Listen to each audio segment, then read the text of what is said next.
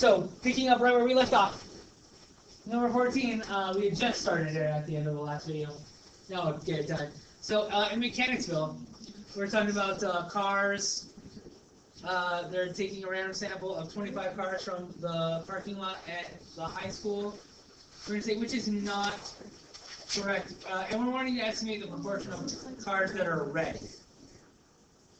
made by companies based in Japan.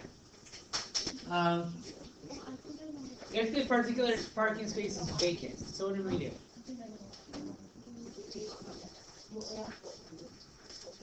We can simply select another space at random.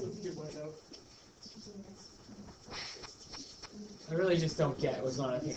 The sample may not be representative of cars. That is true. B is weird. I'm gonna have to think about that a little more.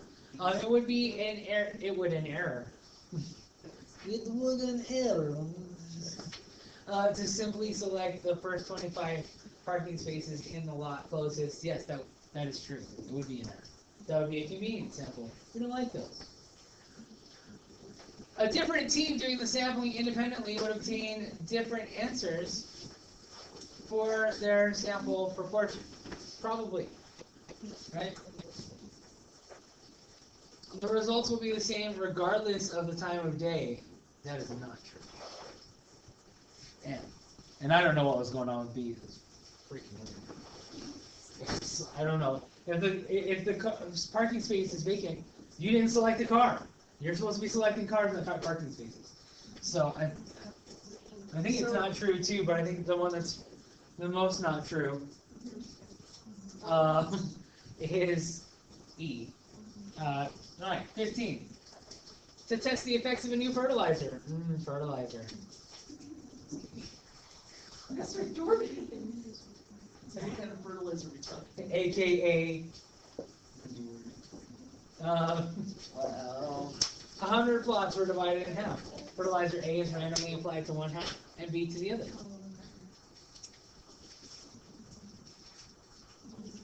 This is a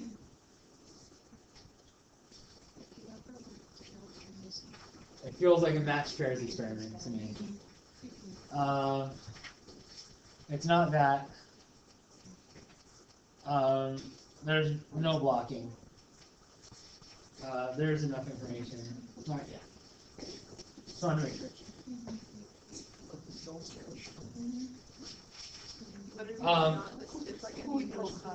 If it was blocked, right, we would have separated them in terms of some strata, right? There has to be some difference between the two things.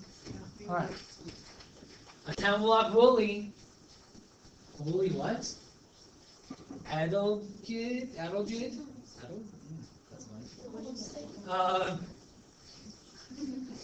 It accidentally was released from Asia. Has no enemies. He selects 200 hemlock trees in a large forest. Finds that 46 of them show signs of damage. It would be appropriate to generalize the results of this study to, okay, let's see. Where are we?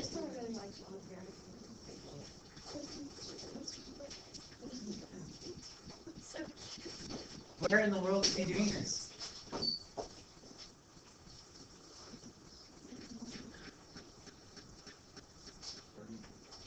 It's just in Vermont.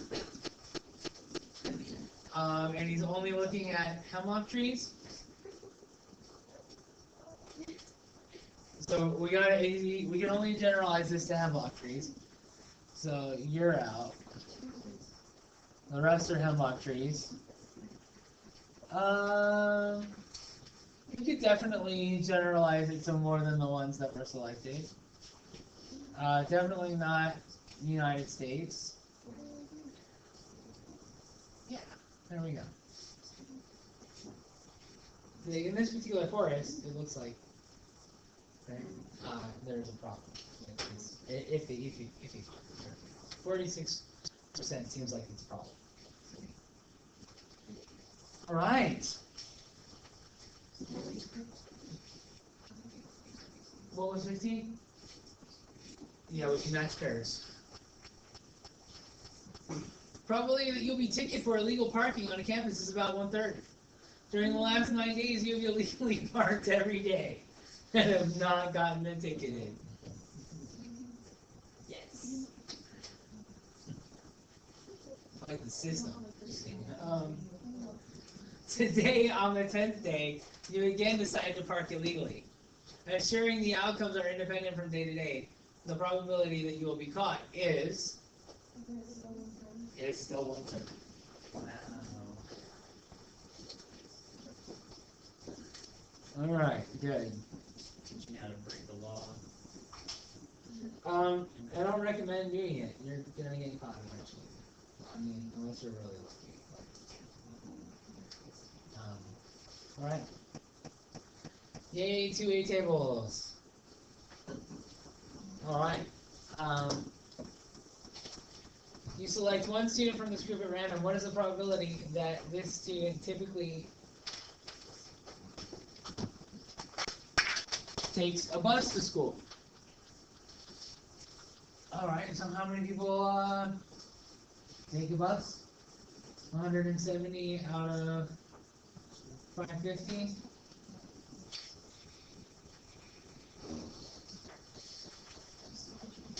Or, all right. You divide 170 by 550, you get the decimal. So you select one student from this group at random. If the student says he's a junior, what is the probability that he walks to school? So we're looking at the probability he walks to school given that he's a junior. So there's our juniors. How many of them walk to school? 48. So junior, or walks to school given junior, and it's 48 out of 300, or 0.1690.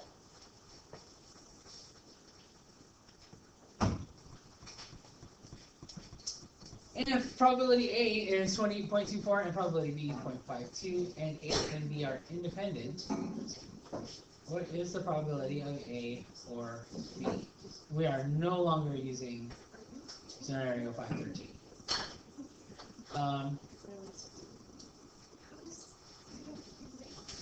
All right.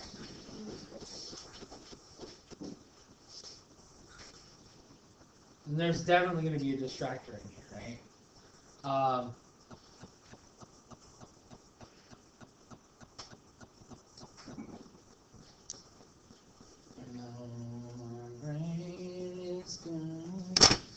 So, for some reason, my brain has said, hey, if there's a formula for it on the AP statistics formula sheet, you don't need it. Which is the same as true for you. So, I gotta get that out.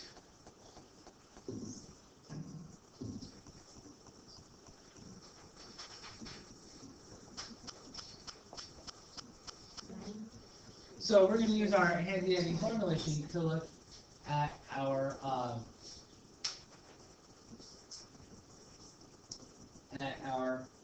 formulas.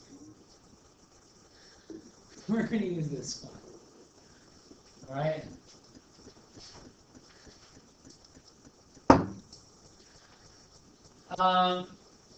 And this one is for two events that are not mutually exclusive, right? If they're mutually exclusive, we could just add the two probabilities. And you'll see that in your answers, you'll see this one right here. That is the distractor. Because if you just add them, that's what you're going to get. But it has said that they are independent. It has not said that they are mutually exclusive. And one does not, just because they're independent, it does not mean that they are mutually exclusive. So that means that I got to go, 0.24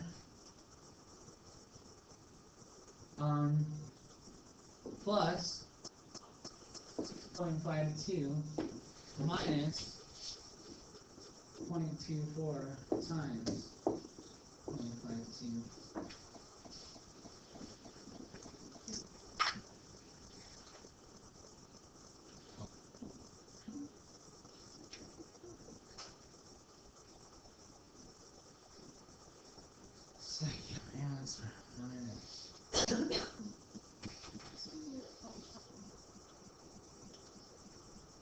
And we can work that out.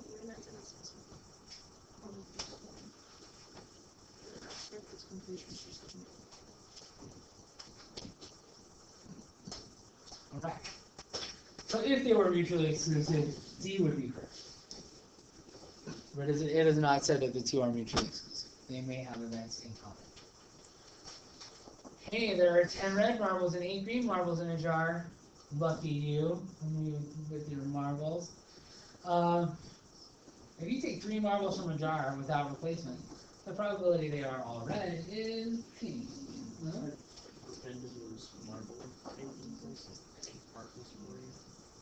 I'm gonna open up a marble store and I'm gonna call it Marble Universe. Yeah. No? No. Yeah.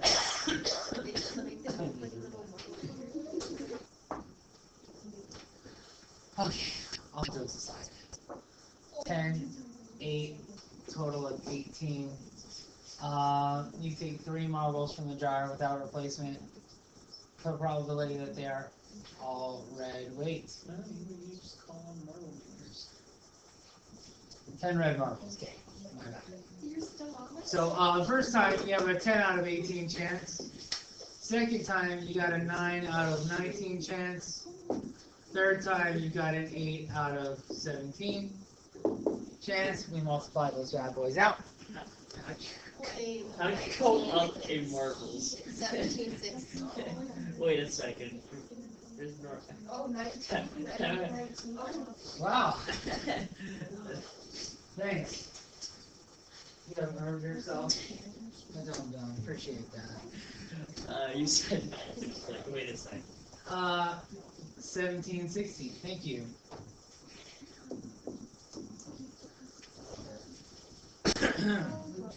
Ten divided by 18 times 9 divided by 17 times 8 divided by 16 is 0.147. I'm willing to bet that 10 over 18 to the third power is there too. Betcha that distractor is there. These tests are hard because you can get an answer and you're like, my calculator did it! And then, right? You're like, hey, my answer is there! And then it's not. They're very well thought out tests. Okay, which of the following is a true statement? Ooh, okay. Lots of words. The binomial setting requires that there are only 2 possible outcomes for each trial. Well, no. It's still a binary setting. Yes. So is the test all multiple choice, or is there? Your test is 3 free response. Okay. Actually, only 2 of them are like 1 or 2 parts. No, I mean there are more than 2. There are 2 or 3 parts. And then the third one is an investigational task. So it's a big, nasty problem where there are many parts. And you start with like raw data, and then work your way through it using this data. There's a simulation involved in that one, and then probability, all kinds of stuff. Like that number 6 kind of encompasses a lot of the stuff, almost everything that we've done this semester, except for least squares regression. I think it involves all kinds of probabilities and stuff. You have 20 multiple choice, so it's half of an AP exam. And you have 90 minutes. Yeah, the AP exam has 40 multiple choice. It has 5 regular style free response, the kinds that you're used to seeing on your test, and then 1 investigational task. So that's number 6. It has a lot of weight. I'm going to talk about the way that all these are weighted tomorrow. I'll take the last 10 minutes of class to talk about how everything is weighted so that you can prioritize and that you can use your time wisely. Yes? How many multiple choices? Tomorrow? I mean, the final? Yeah. 20. On your AP exam, there are 40. Remember I discussed there are 40 multiple choice tests on your AP exam? Or multiple choice questions on your AP exam? You only have to have 30 to get a 3. If you get a 75% essentially on the multiple choice section, you've already got a 3. And then all those points that you're going to earn for your response are just getting you the rest of the way to getting a 5. Cool? Alright. Hey, geometric random variable takes on integer values from 0 to n. Incorrect. Does not make sense to say that the first success occurs on the 0th try. Right? And that's what a geometric random variable does. It tells you on which trial the first success occurs. So that's not it.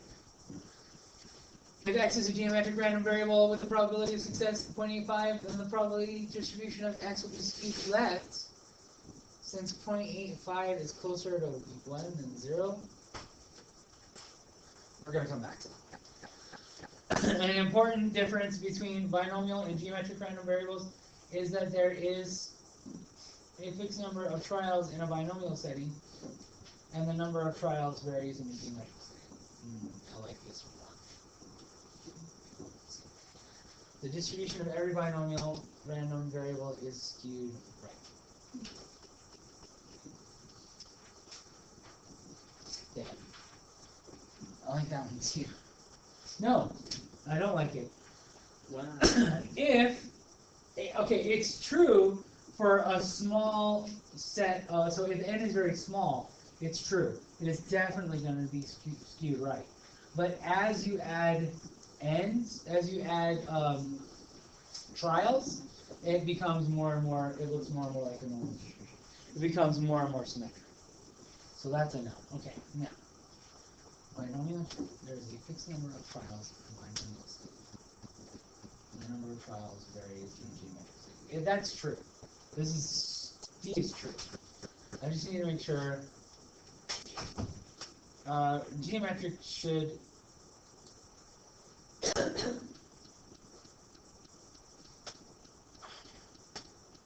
geometric distribution is going to be skewed left. If you think about it, right? If you look at the distribution, if this is the probability of x, and this is x, right? The probability that it happens on the first trial, if it's 0.85, is going to be very high, right? It should be 0.85. Then as you get into trials, the probability gets lower and lower and lower and lower, right? So that's what it would look like. But that's skewed right. So there we go. Alright. Yeah, and I wasn't paying attention. So it's good that I drew that picture. Alright, cool. Alright, here we go. Good, we're gonna have time to get done on different. It has been estimated that 30% of you. Okay. Wait, 30% of me. That's gross. No, that can't be right. If improperly cooked. Okay. Chickens are chickens. No. Assume the chickens are independently selected for inclusion in the crate. The probability that a certain crate has more than 4 contaminated chickens is, well, I think that this is a binomial setting. We have 24 in a crate.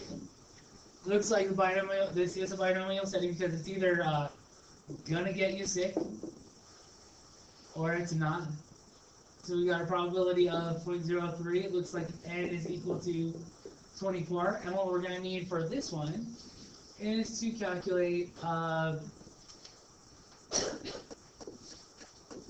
binomials CDF, right? Because we want more than, and our lower bound is going to be 4.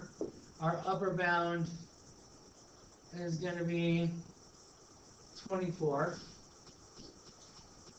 More than, yes. And then it's NP. So we put that in our calculator. Has anyone got that for me? This calculator that I have in my hand is not exact.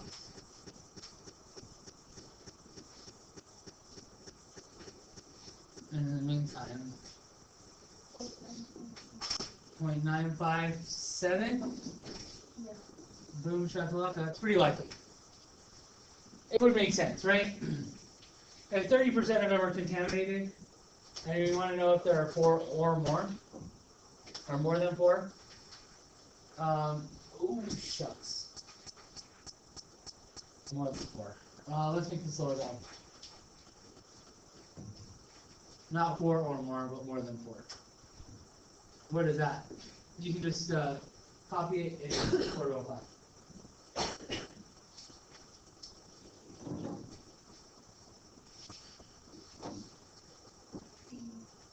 B?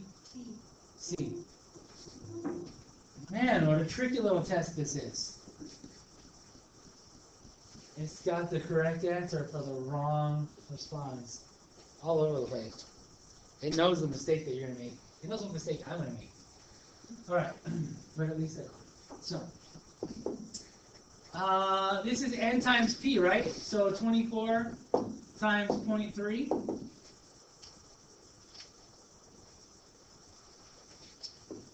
Keep in mind that that formula that I just used is... Oh my gosh.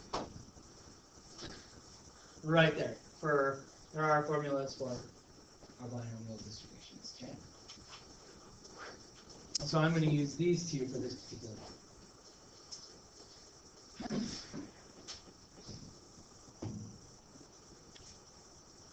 So we'll go that the standard deviation is the square root of 24 times 0.3 times 1 minus 0.3.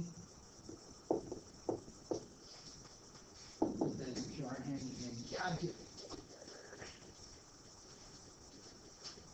One day, none of them will remember what Blue's Clues is, and I'll be still using the same joke. Wait, just down. Just look at me. 7.2 and 2.22, approximately 2.245. Where?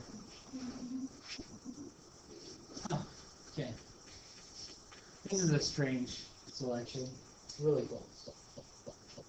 But there is a more precise answer. Okay. In order for the random variable x to have a geometric distribution, which of the following conditions must it be set? Okay. That's not true. The number of trials is fixed. Yes. Trials are independent. Yes. Probability of success has to be the same. Yes. All outcomes are equally likely. What? No, the number of trials is not fixed. That one's out.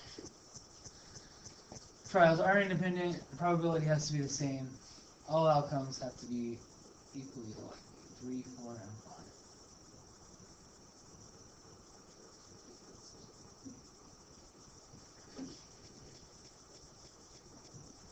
All outcomes in sample space are equally likely. You don't get 3, 4, and 5. Outcomes in the sample space equally likely.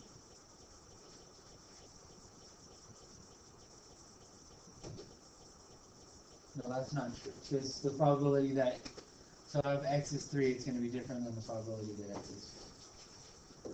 So we go 3 and 4.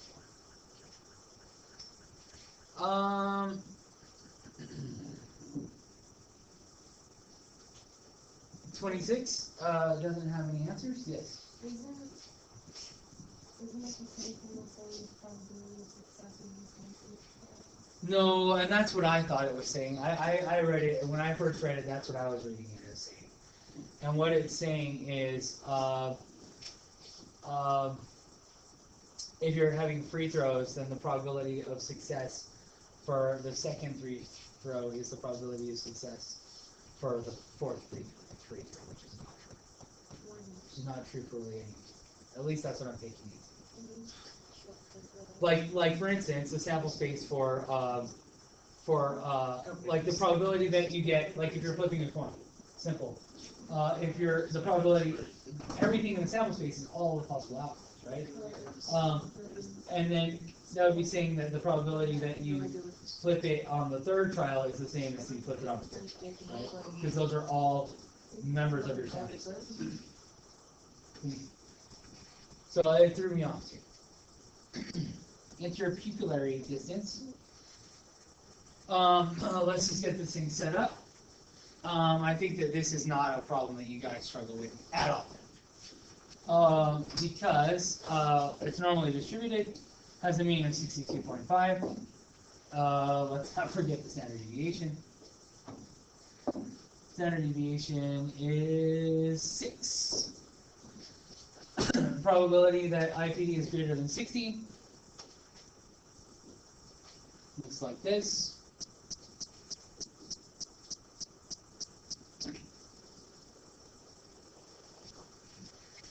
We're trying to find the area of this shaded region, which you can find, remember, if this was a free response, you would have to enter a z-score of x minus my mean divided by my standard deviation. We'd have to get some sort of calculation for this. And we'll be looking at the probability that x or z.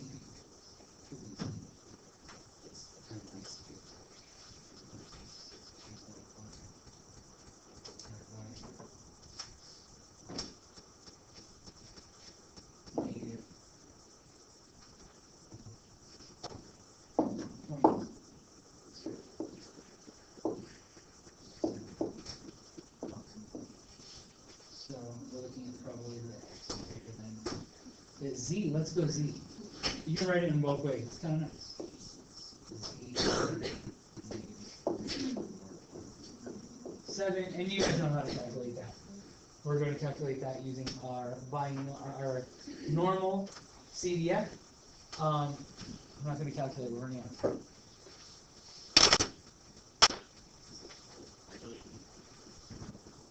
All right, so we'll transition right into some free response, and there was a simulation requested. So we're going to do this simulation. Furthermore, there's a good chance that you are going to do a simulation on your final.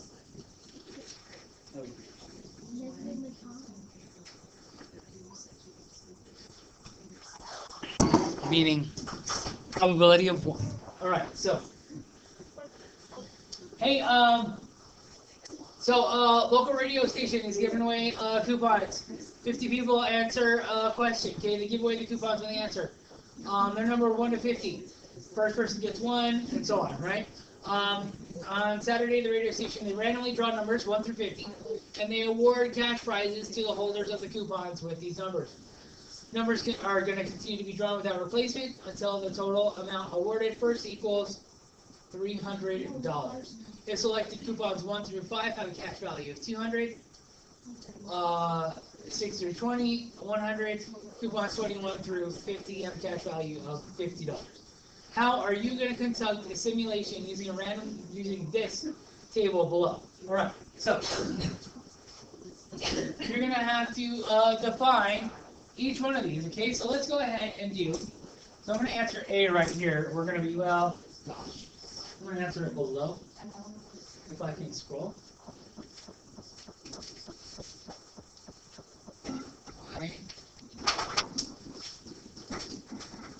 Okay, all right. So, I'm going to call 0, 1. Oh, that's not right.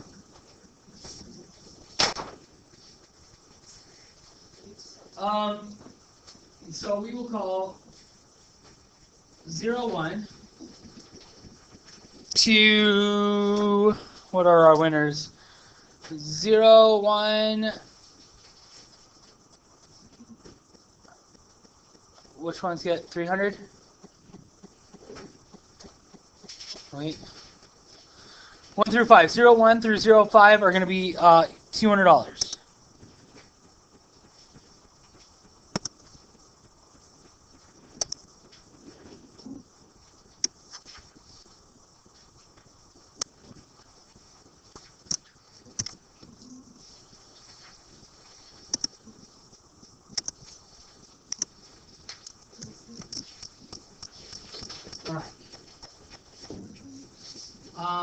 So